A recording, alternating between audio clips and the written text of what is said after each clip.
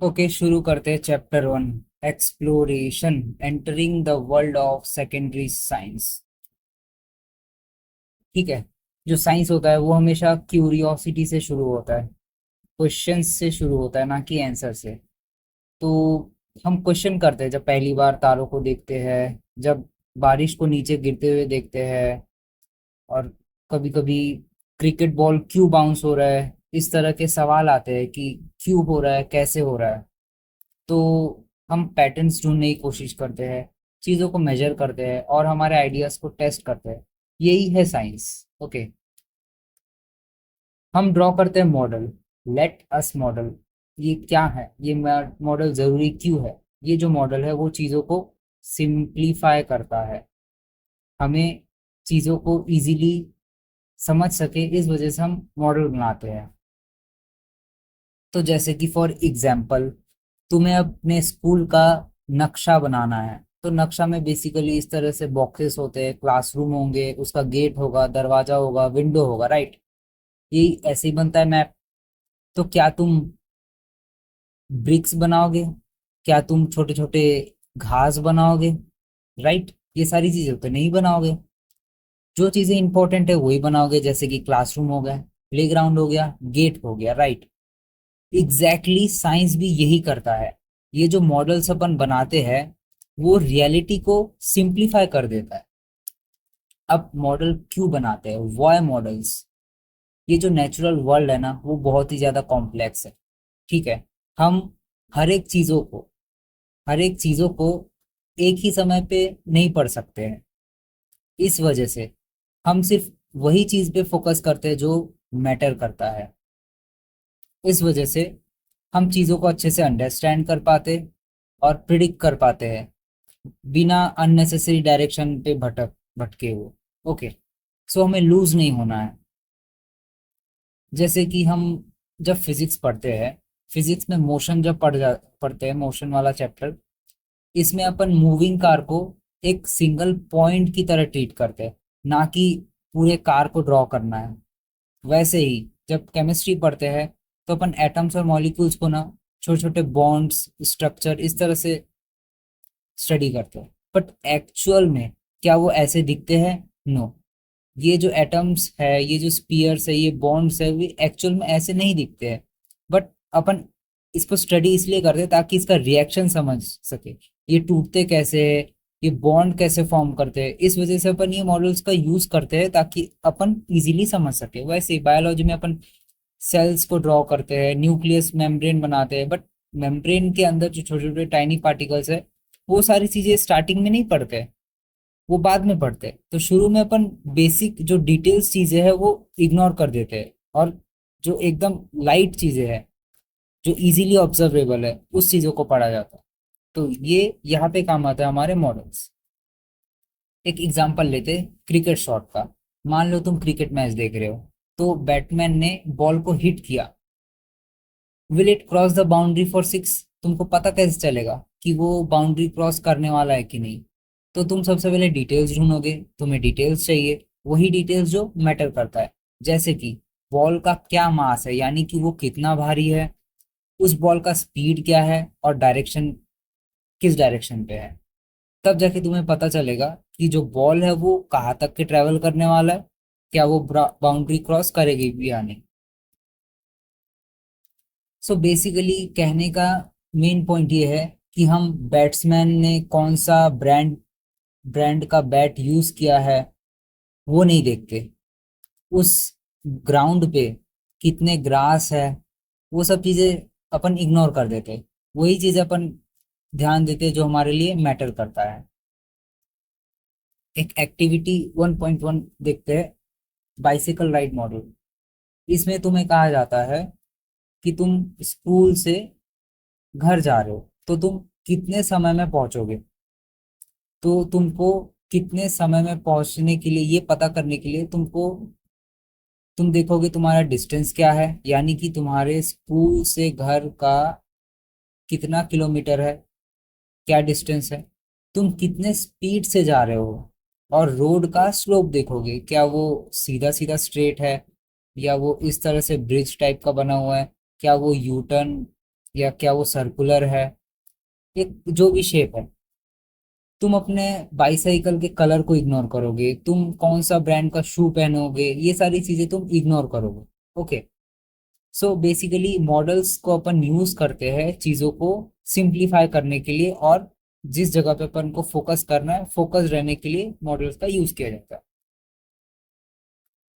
सो अपन एक साइंटिस्ट के बारे में डिस्कस करेंगे, मेघनाथ साहा। एक्चुअली जो हमारे साइंटिस्ट है, कई समय पहले वो तारों को पढ़ना चाह रहे थे। ठीक है। ये जो स्टार्स होते हैं वो अनइमेजिनली बहुत ज्यादा कॉम्प्लेक्स होते हैं, यानी तुम्हारे सोच के परे। क्यों?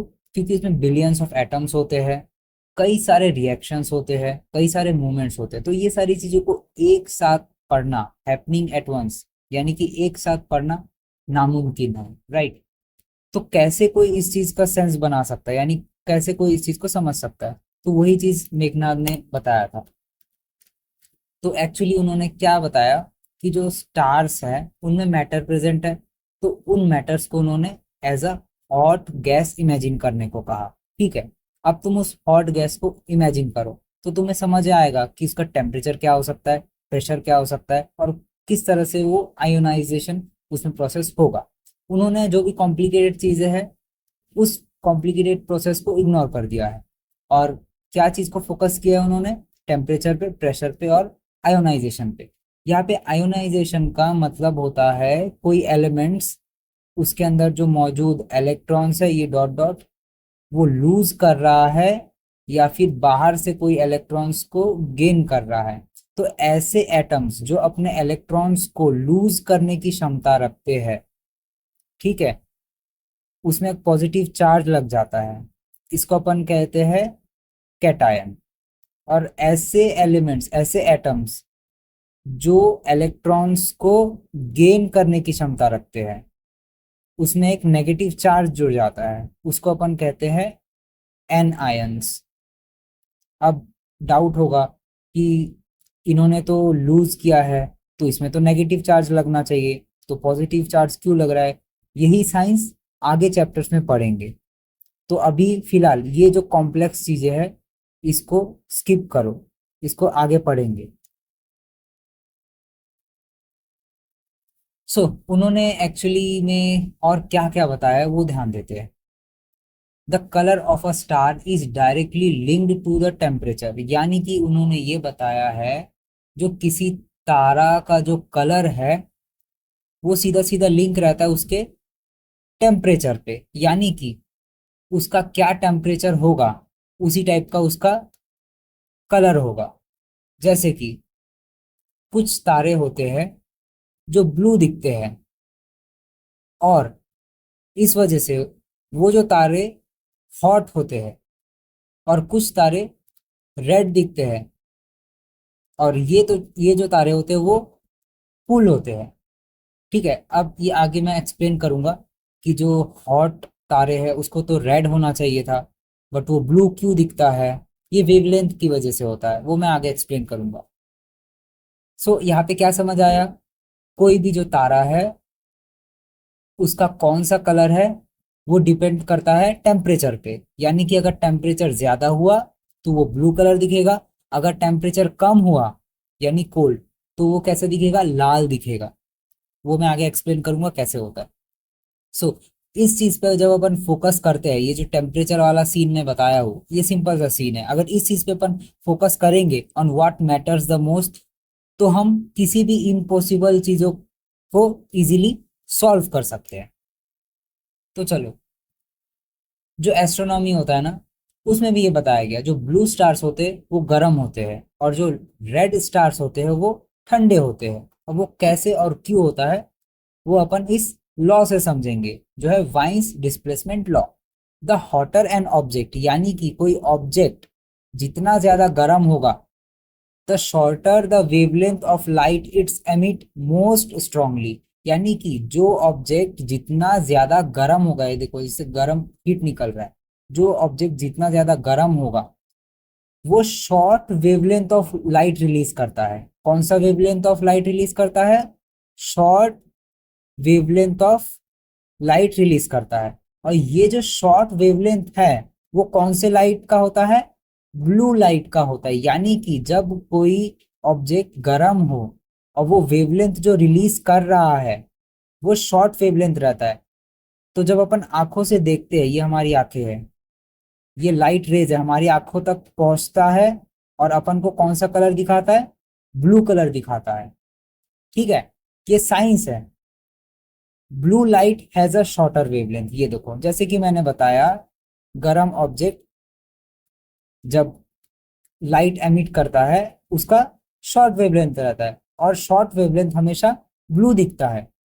जो ब्लू लाइट होता है उसका वेवलेंथ कम रहता है रेड से।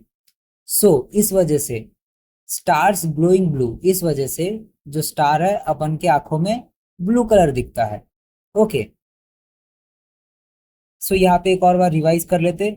जो हॉट ऑब्जेक्ट है वो जो एनर्जी रिलीज कर रहे हैं वो एनर्जी शॉर्ट वेवलेंथ का होता है, और शॉर्ट वेवलेंथ हमारे आंखों में कैसा दिखता है? ब्लू कलर दिखता है।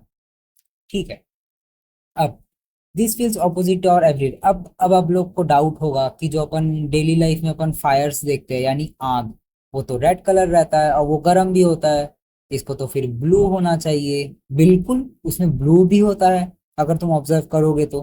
ठीक है, कैसे? This feels opposite to our everyday experience. जब अपन फायर देखते हैं, ठीक है, जो कि हम अपन को क्या दिखता है? रेड दिखता है और वो हॉट भी होता है। But in physics the colour of light, physics के लैंग्वेज में या साइंस में, colour of light is linked to wavelength and energy. यानी कि किसी भी लाइट का जो कलर है वो वेवलेंथ पे डिपेंड करता है। ओके, यानी कि अगर वेवलेंथ शॉर्ट हुआ तो फिर वो ब्लू कलर होगा। फिर से अपन समझते हैं, जो भी ऑब्जेक्ट जिसका टेम्परेचर बहुत हाई है और जिसका एनर्जी बहुत ज्यादा हाई है वो हमेशा शॉर्ट वेवलेंथ रिलीज करेगा। और शॉर्ट वेवलेंथ कौन सा कलर अपन के आंखों में दिखाएगा? ब्लू दिखाएगा। वैसे ही जो ऑब्जेक्ट लो एनर्जी रिलीज करता है और उसका सरफेस कोल्ड रहता है, उसकी वेवलेंथ भी हमेशा क्या रहेगी? लंबी रहेगी। जिस वजह से अपन के आंखों में कौन सा कलर दिखेगा? रेड कलर दिखेगा।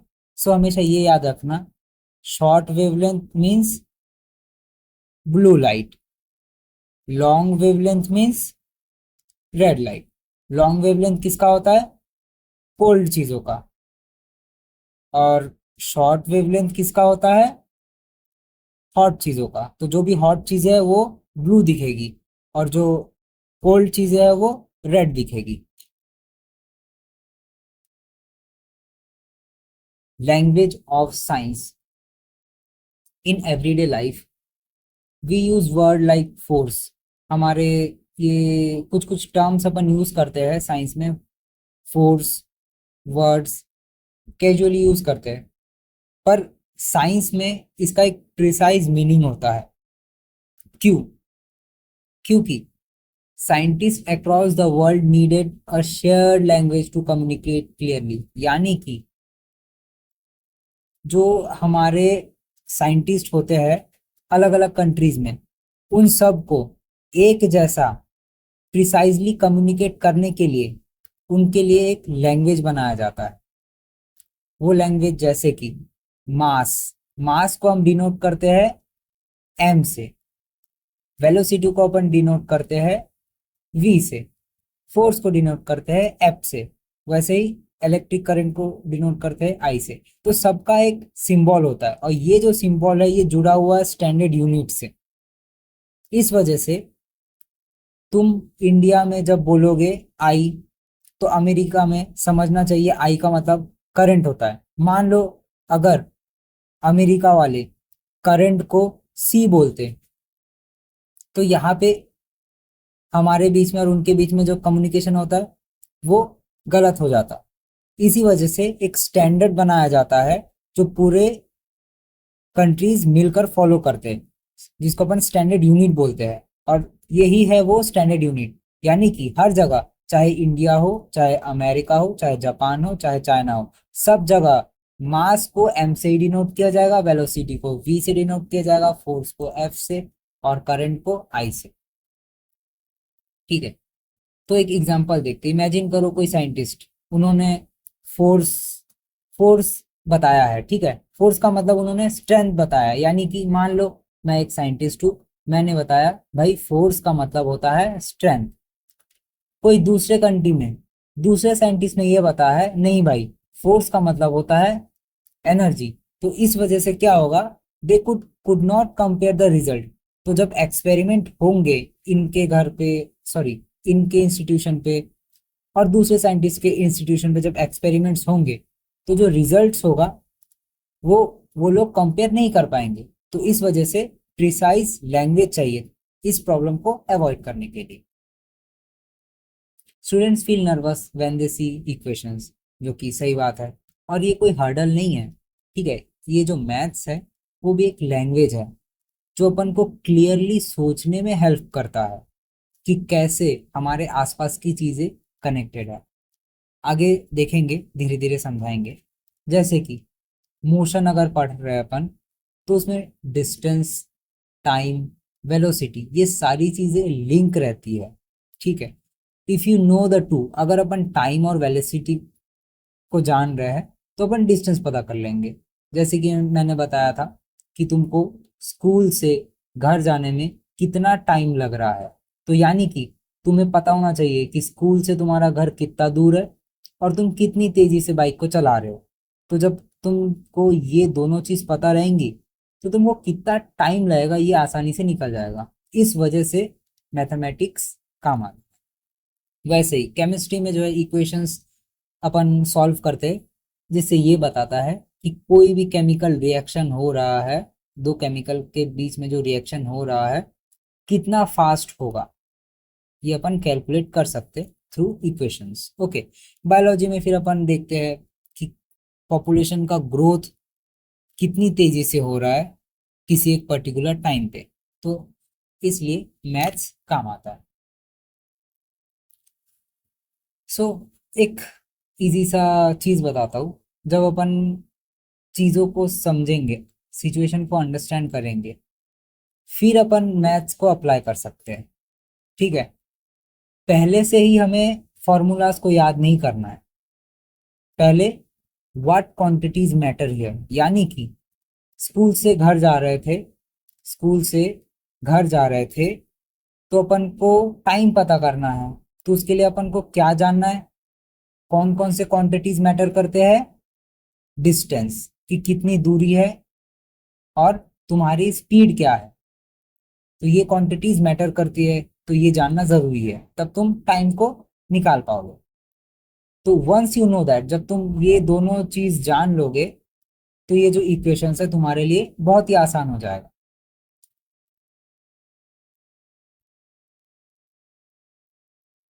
इसमें क्या कह रहा है कि अपन कोई भी चीज को अगर लिख रहे हैं, जैसे कि स्पीड ऑफ लाइट को अपन डोनेट करते हैं सी से, ऐसा क्यों, ठीक है।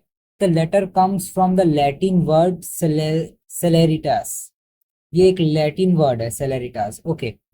और इसका मीनिंग होता है स्पीड या स्विफ्टनेस।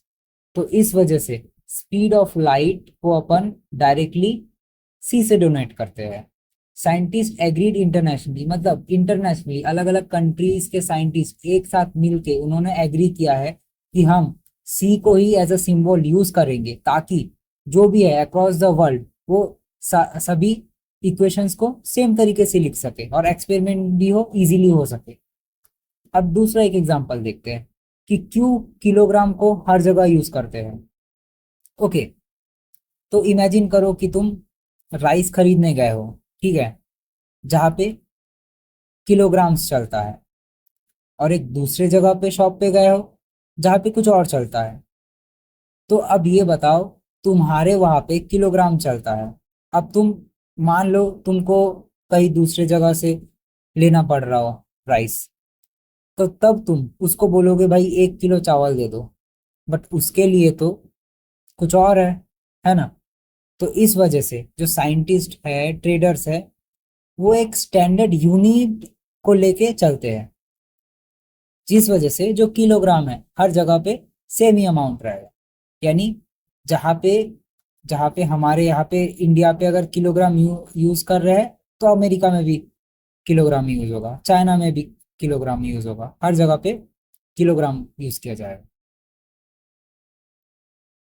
रियल लाइफ मिसकैलकुलेशन, एक प्लेन फ्यूल का एक्सीडेंट, एक सिचुएशन आता है, तो इसको अपन देखेंगे। क्या होता है, एक बार एक मिड फ्लाइट यानी कि उड़ता हुआ जो एक एरोप्लेन है, बीचों बीच जब वो स्काई में था, उस बीच जो फ्यूल है वो खत्म हो गया। ओके, ये क्यों हुआ वो देखते हैं। दे यूज पाउंड पर लीटर इंस्टेड ऑफ किलोग्राम पर लीटर, यानी कि जब वो लोग फ्यूल डलवा रहे थे तो उन्होंने पाउंड्स पर लीटर यूज किया, जबकि उनको यूज करना था किलोग्राम पर लीटर। तो बाद में ये पाया गया वो जो प्लेन है उसमें 15,000 लीटर का जो फ्यूल है उसकी कमी है टोटल। लकीली वो जो प्लेन है इमरजेंसी लैंडिंग के जरिए वो उतर गया और कोई किसी भी तरह का कैजुअलिटीज हुआ नहीं। तो एक एग्जांपल लेके बात करते हैं, ये एक्चुअल में हुआ क्या है। पाउंड्स और किलोग्राम के बीच में कंफ्यूजन हुआ होगा, तो इसको एक केक की मदद से देखते हैं। तो इसमें क्या होगा, imagine you are baking a cake, तुम केक बना रहे हो। द रेसिपी सेज, अब रेसिपी तुमको ये बोला है कि तुम्हें 2 कप शुगर यूज करना है, बट तुमने क्या डाल दिया मिस्टेकनली, 2 स्पून ऑफ शुगर डाल दिया। तो इससे क्या होगा, जो तुम्हारा केक है उसका स्वाद फीका पड़ जाएगा, ऑब्वियस सी बात है। इसी तरह प्लेन के केस में भी इसी तरह का मिस्टेक हुआ था। उन्होंने पाउंड्स के हिसाब से पेट्रोल डलवा लिया था, डालना किसके हिसाब से था, किलोग्राम पर लीटर के हिसाब से। जैसे केक में हो रहा था, तुम्हें दो 2 कप शुगर डालना था, तुमने डाला कितना, 2 स्पून शुगर। इस वजह से जो साइंटिस्ट है वो हमेशा स्टैंडर्ड यूनिट्स को यूज करते हैं ताकि चीजें क्लियर रहे और सेफ रहे। अब अपन डिस्कस करेंगे difference between law, theory and principle. So what happens here is, ये जो 3 पावरफुल आइडिया है वो पूरे वर्ल्ड को एक्सप्लेन करने की क्षमता रखते हैं। कौन, लॉ, थ्योरीज एंड प्रिंसिपल। ये सबका डिफरेंट रोल होता है, बट ये सारी चीजें मिलके ही साइंस को और स्ट्रॉन्ग बनाते हैं। तो पहले देखते हैं ये लॉ क्या होता है। लॉ जो है नेचर का पैटर्न है, यानी कि नेचर में कोई भी चीज हो रही है ना, तो वो रिपीटेड लगेगी। जैसे कि हर 24 घंटे के बाद, यानी अभी अगर रात के 10 बज रहे हैं तो अगले 24 घंटे बाद फिर से 10 बजेंगे, अगले नेक्स्ट 24 घंटे बाद फिर से 10 बजेंगे। तो ये जो है रिपीटेड दिख रहा है। तो ये जो समय आ रहा है ये एक प्रकार का लॉ है, ठीक है, जिसमें अपन को पैटर्न नजर आता है। जब नेचर में पैटर्न नजर आए वो होगा law. A law describes what always happens under the certain condition, यानी कि लॉ जो है हमें ये बताएगा किसी सर्टेन कंडीशन में क्या हो सकता है और वो हमेशा वही होगा। जैसे कि example, Newton's law of motion में अपन क्या देखते हैं, न्यूटन्स लॉ ऑफ मोशन ये एक्सप्लेन करता है कि why you feel a jerk, जब अचानक से बस रुकती है तो हम आगे की तरफ जर्क महसूस करते हैं। तो ऐसा क्यों होता है, ये कौन एक्सप्लेन करता है, law of motion. Laws are like rules, ये जो लॉ होते हैं ये रूल की तरह ही होते हैं, जो नेचर में क्या होने वाला है वो अपन को बताता है। या फिर कह सकते हो जो नेचर है वो हमेशा एक रूल को फॉलो करता है और यही रूल लॉ कहलाता है। अब आते हैं थ्योरी पे। थ्योरी जो है एक्चुअली किसी चीज को, किसी चीज का एक्सप्लेनेशन को ये बताता है, एक्सप्लेनेशन ऑफ वॉय, यानी कि कोई चीजें क्यों हो रहा है। अगर रात हो रहा है, रात से दिन हो रहा है, ऐसा क्यों हो रहा है। अगर नाइट है, नाइट से डे हो रहा है, तो ये क्यों हो रहा है। इसके बीच में जो डिटेल्स रहेगा, क्यों हो रहा है, क्यों, दैट इज वॉय। इसी चीज को अपन एक्सप्लेनेशन बोलेंगे। Okay, a theory goes deeper, यानी कि डिटेल। जब कोई थ्योरी, जो ये जो थ्योरी होता है हमेशा डिटेल रहता है। ये एक्सप्लेन करता है कि पैटर्न क्यों ऑकर करता है, यानी कि अपन लॉ में क्या देखे थे कि कोई चीज रिपीटेड है, ठीक है। अब थ्योरी क्या बोलेगा, उसको एक्सप्लेन करेगा कि ये क्यों हो रहा है रिपीट। अंडरस्टूड। जैसे कि एटॉमिक थ्योरी, ये एक्सप्लेन करता है मॉलिक्यूल्स जो है वो कैसे बनते हैं। एटम्स, ये छोटे छोटे एटम्स आपस में जुड़े तो एक मॉलिक्यूल्स बना, फिर ये बहुत सारे और एटम्स जुड़ के इस तरह से एलिमेंट्स बनाएंगे। अब ये सारे एलिमेंट्स जो है एक साथ अपन को मिलेगा एक कंपाउंड के फॉर्म में।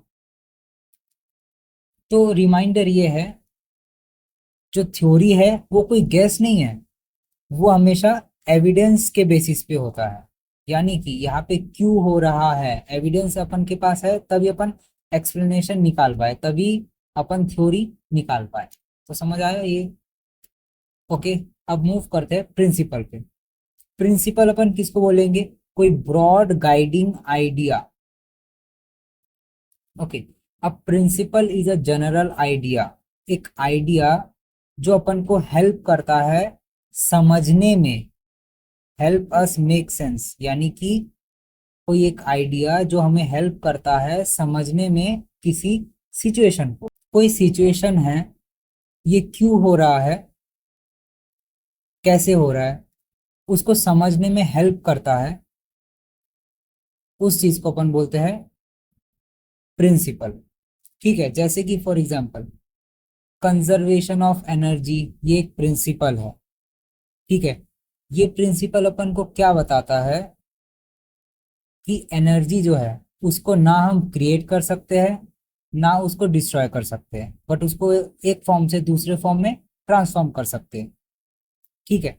मतलब कोई चीज हो रहा है यानी कि एक एनर्जी है, इसको ना अपन ब्रेक कर पा रहे हैं ना उसको अपन खुद से बना पा रहे हैं, बट ये जो है एक फॉर्म से दूसरे फॉर्म में ट्रांसफर हो सकता है। यानी कि प्रिंसिपल का डेफिनेशन क्या है, it's a broad guiding idea.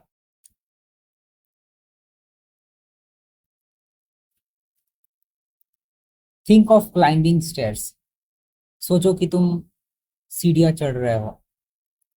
Which idea applies, कौन सा आइडिया इसमें अप्लाई होता है, the principle of conservation of energy, जो कहता है कि तुम्हारी बॉडी केमिकल एनर्जी को यूज करेगी। वो केमिकल एनर्जी कहाँ से आ रही है, फूड से आ रही है। फूड से ये एनर्जी आया और यही एनर्जी हमको हेल्प कर रहा है किसमें, मूवमेंट करने में। तो ये एक एग्जांपल हो गया law of conservation of energy का। ठीक है। तो बेसिकली एक बार समराइज करते हैं, जो लॉ है वो अपन को पैटर्न बताता है, थ्योरी जो है वो एक्सप्लेन करता है कि ऐसा क्यों हो रहा है, और प्रिंसिपल जो है वो एक्सप्लेन करता है कैसे हो रहा है। ठीक है। ये जो अपन को बताता है कोई चीज कैसे रिपीट हो रहा है, उससे अपन लॉ बना रहे हैं। क्यों हो रहा है तो अपन थ्योरी बन गया, कैसे हो रहा है, कैसे हो रहा है इससे बन जाएगा प्रिंसिपल। ठीक है। तो अब इस चीज को याद रहो, a theory in science is never just a guess, यानी कोई थ्योरी ये सिर्फ गैस नहीं है। ये जो अपन एक्सप्लेन किए हैं कि कोई चीज क्यों हो रहा है, वो एविडेंस के बेसिस पे कर रहे हैं अपन। ठीक है। ये कोई ऐसे ही फालतू का गैस नहीं है, इसको टेस्ट किया जाता है और ये एविडेंस बेस्ड नॉलेज होता है। सो अब देखते हैं कि प्रिडिक्शन क्या होता है। ठीक है। हाँ बिल्कुल, साइंस में भी प्रिडिक्शन किया जा सकता है। प्रिडिक्शन यानी कि नेक्स्ट क्या होगा, अब आगे क्या होगा, फ्यूचर कह सकते हो। ठीक है। तो प्रेडिक्शन काम कैसे करता है, बेसिकली इसमें लॉ और थ्योरी ये अपन को एक पैटर्न देता है, यानी जो लॉ है वो अपन को पैटर्न दे रहा था और थ्योरी जो है वो एक्सप्लेन कर रहा था। ठीक है। जब ये सारी चीजें अच्छे से अपन टेस्ट करते हैं तो ये हमें अलाउ करता है कि किसी भी एक्सपेरिमेंट का क्या आउटकम होने वाला है वो हमें पहले से ही पता चल जाता है, यानी पहले से ही प्रिडिक्ट कर लेते हैं। सो मैंने क्या बोला कि जब अपन के पास एक लॉ रहता है, यानी रिपीटेशन ढूंढ लेते हैं, और थ्योरी यानी कि एक्सप्लेनेशन ढूंढ लेते हैं, क्यों हुआ कैसे हुआ। तो जब अपन को ये दोनों चीज पता हो जाता है, तो किसी भी एक्सपेरिमेंट का आउटकम क्या होने वाला है हम वो भी प्रिडिक्ट कर सकते हैं। बेसिकली जो प्रिडिक्शन है वो बेस्ड होता है एविडेंस पे। एविडेंस का, जब अपन थ्योरी थ्योरी यानी एक्सप्लेन कर रहे थे कोई चीज क्यों हो रहा है, तो क्यों हो रहा है वो अपन को कैसे पता चलेगा, एविडेंस से पता चलेगा। लॉ क्या हो रहा था, पैटर्न्स है, और केयरफुल अपन सोचने पे। तो ये सारी चीजें जो प्रिडिक्शन है वो किस पे बेस्ड है, एविडेंस पे बेस्ड है, पैटर्न पे बेस्ड है, और केयरफुली थिंकिंग पे बेस्ड है।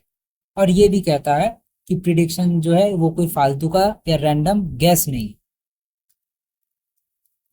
ठीक है, एक क्रिकेट मैच के हिसाब से सोचते हैं। मान लो if you predict the outcome just by guessing, अगर तुम कोई आउटकम को बस यूं ही गैस कर रहे हो, तो पॉसिबल है कि वो हो भी सकता है, नहीं भी हो सकता है।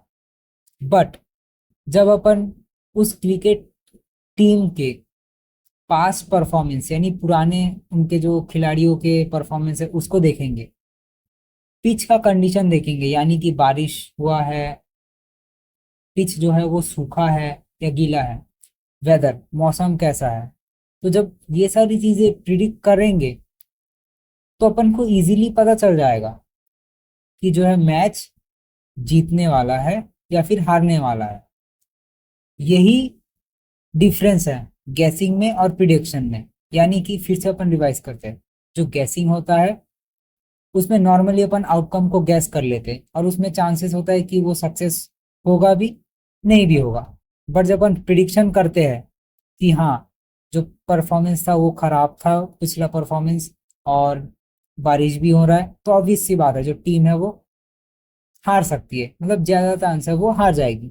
तो प्रिडिक्शन इसमें सही होने का ज्यादा चांस रहता है। तो यही डिफरेंस है गैसिंग में और प्रिडिक्शन में। बेसिकली फिर से एक बार रिवाइज करते हैं, जो गैसिंग होता है उसमें गलत होने के चांसेस ज्यादा होते हैं, प्रिडिक्शन में सही होने के चांसेस ज्यादा होते हैं।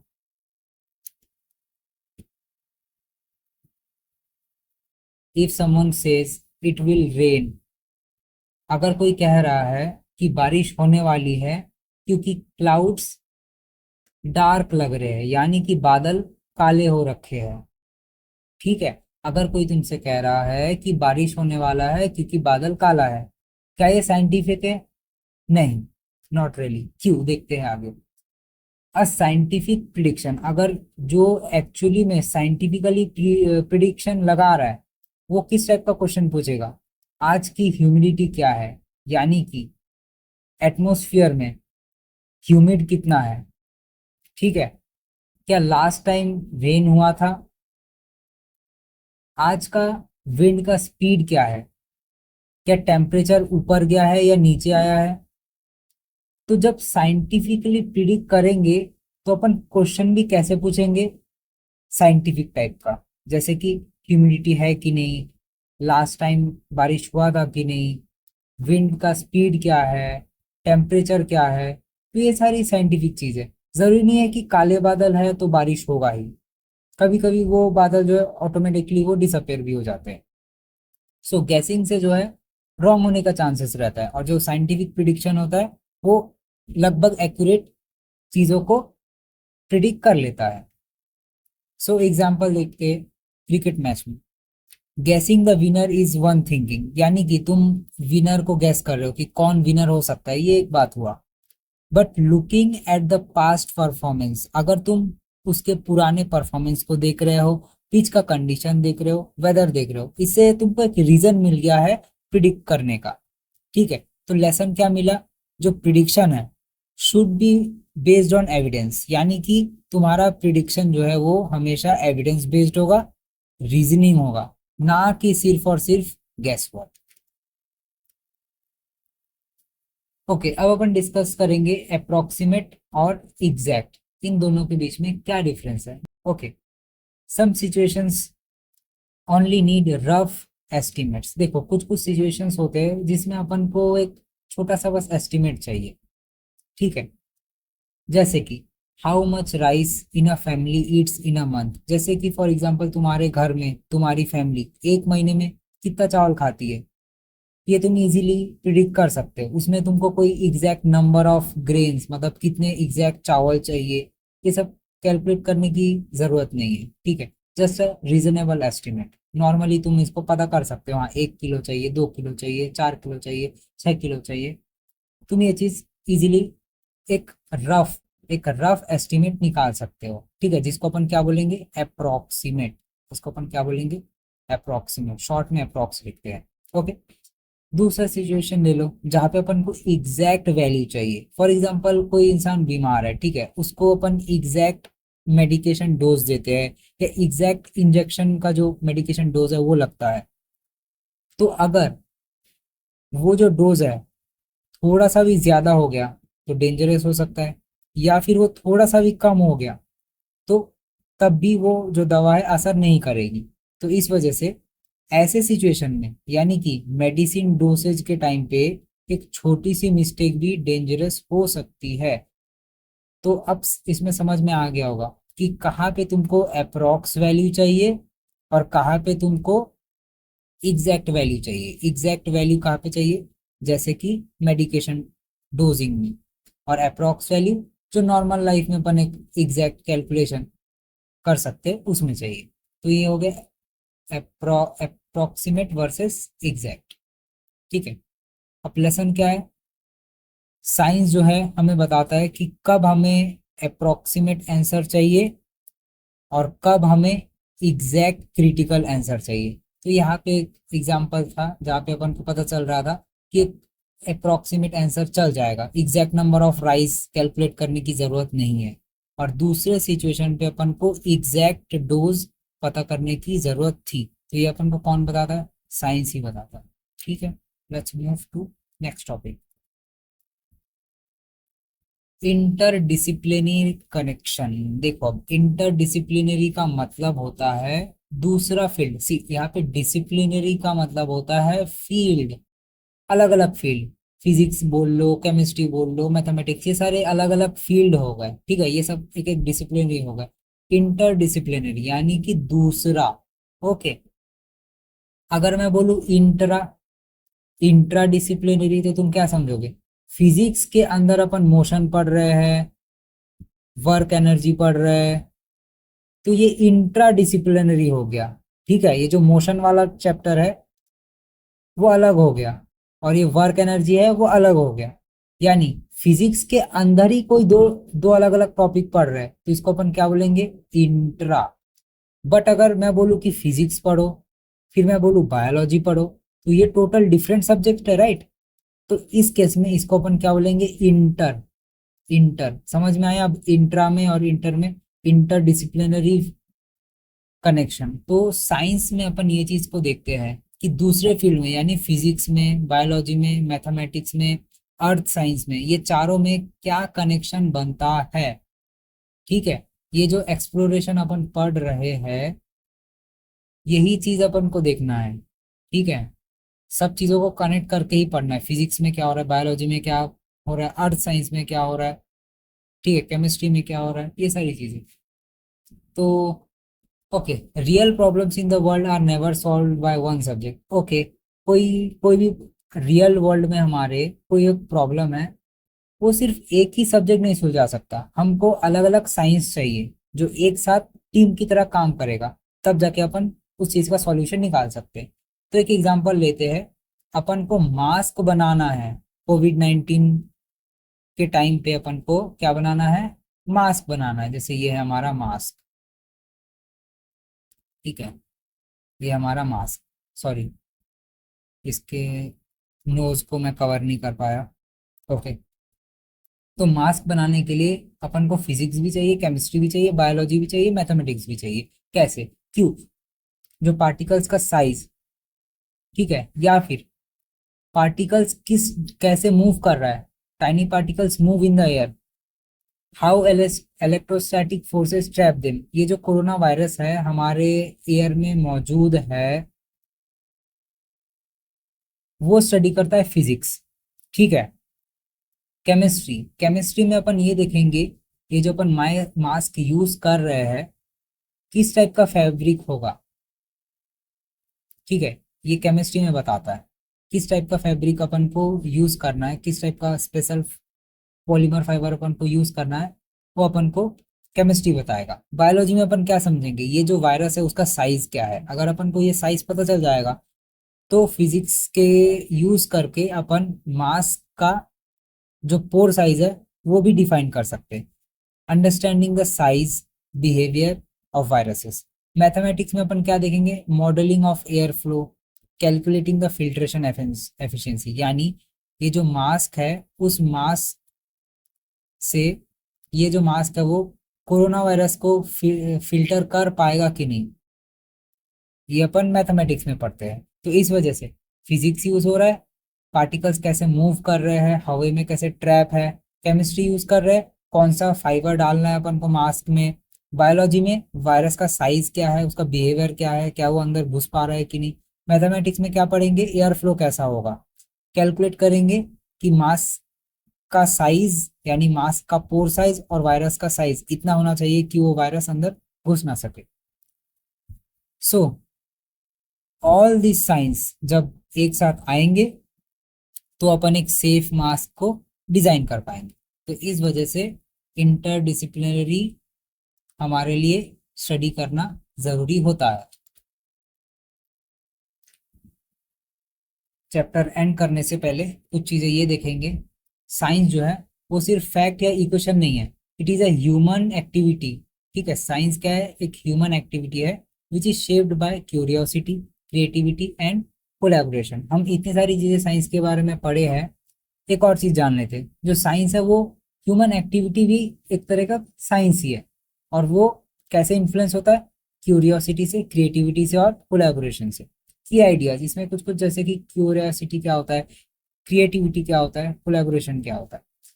सो क्यूरियोसिटी में अपन ये देखते हैं, जब साइंस बिगिंस विथ क्वेश्चन, यानी कि साइंस जो है वो क्वेश्चन से शुरू होता है कि कोई चीज हो रहा है तो क्यों हो रहा है, कैसे हो रहा है, अगर ऐसा होता तो कैसा होता, व्हाट इफ।